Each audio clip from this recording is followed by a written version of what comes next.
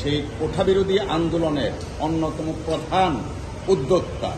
তৎকালীন সময়ে কোঠাবিরোধী আন্দোলন যার নেতৃত্বে শুরু হয়েছিল তিনি ডাকসুর সাবেক ভিপি এবং এই দেশের ছাত্র যুবকদের অন্যতম প্রধান নেতা জনাব নুরুল হক নূর। তার বিরুদ্ধে মাননীয় চিফ জাস্টিস মহোদয় কর্তৃক প্রেরিত একটা কন্টেম্পটের ম্যাটার ছিল। আজকে সেই কন্টেম্পটের রুলের শুনানির শেষে জাজমেন্টের জন্য ছিল। আপনারা জানেন জনাব নুরুল হক নূর এদেশের গণতন্ত্র পুনরুদ্ধার, ভোটাধিকার পুনরুদ্ধার, সর্বোপরি মানুষের যে মৌলিক অধিকার আছে, সাংবিধানিক অধিকার আছে, সেই অধিকারগুলো পুনঃপ্রতিষ্ঠার জন্য নিরন্তর সংগ্রাম করে যাচ্ছেন রাজপথে।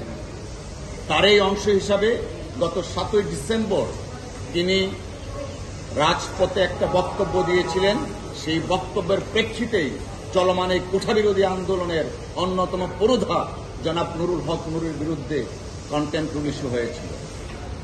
আজকে জাজমেন্টের কথা ছিল, তারপরেও আমাদের এই মামলায় senior counsel advocate Joynal Abedin সাহেব তিনি তার অসমাপ্ত সাবমিশন রাখার জন্য আমাকে বলেছিলেন। আমরা আদালতের কাছে, মাননীয় আদালতের কাছে সময় চেয়েছি।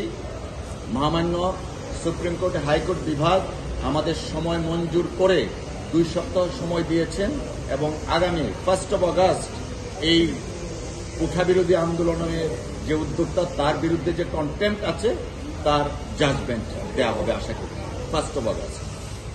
ঠিক আছে, থ্যাংক ইউ।